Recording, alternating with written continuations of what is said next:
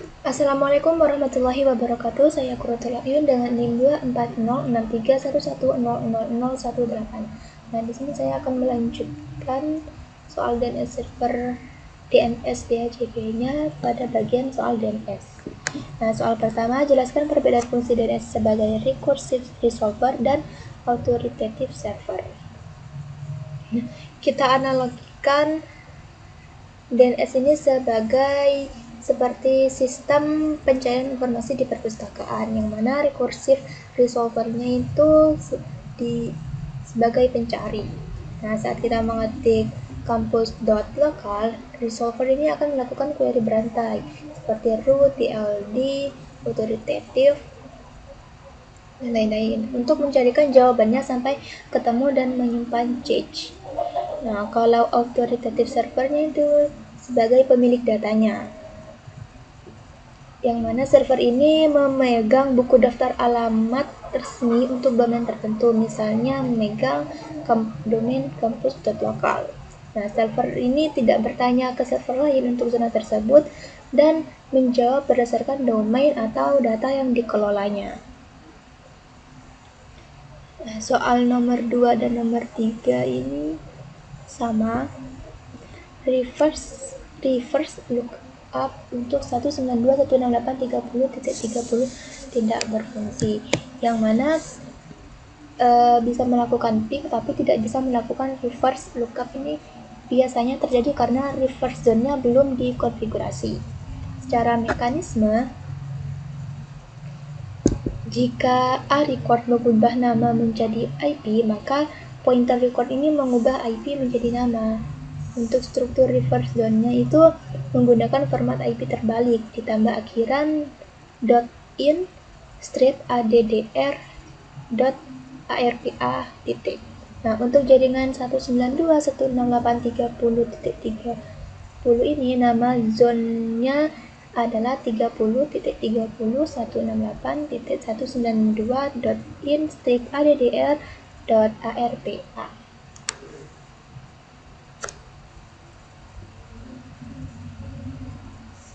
Selanjutnya soal nomor 4. Nah, beberapa klien tetap menggunakan DNS 8.8.8.8 meskipun DHCP sudah mengatur DNS internal. Nah, penyebab teknisnya ini biasanya user melakukan pengaturan DNS secara manual atau statik di perangkat mereka, sehingga saat sistem operasi memiliki fitur DNS over HTTPS atau sistem operasi memiliki fitur DNS over HTTPS yang aktif.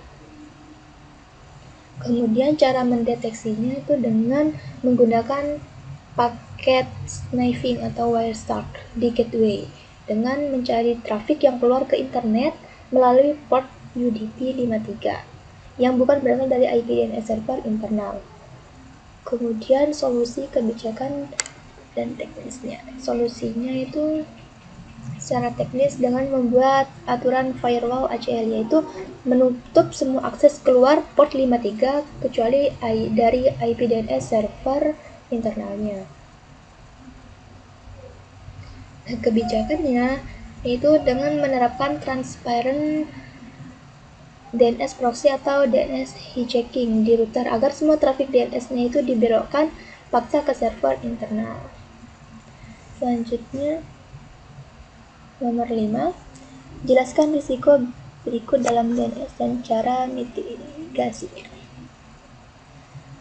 DNS cache poisoning itu penyerang memasukkan data palsu ke cache di solver agar user itu diarahkan ke situs phishing.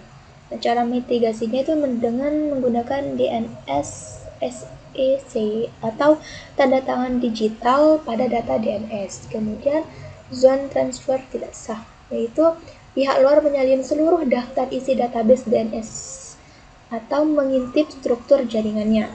Cara mitigasinya dengan membatasi allow transfer hanya ke IP secondary DNS yang terpercaya. Kemudian DNS amplification, yaitu memanfaatkan server DNS untuk melakukan serangan DDoS besar-besaran ke target lainnya. Cara mitigasinya dengan matikan rekursi untuk IP publik, dan menggunakan rate limiting. Kemudian DNS tunneling, yaitu mengirimkan data rahasia atau trafik internet melalui paket DNS atau bypass firewall. Cara mitigasinya dengan menggunakan DNS firewall atau sistem inspeksi paket yang mendeteksi anomali trafik. Sekian dari saya. Wassalamualaikum warahmatullahi wabarakatuh.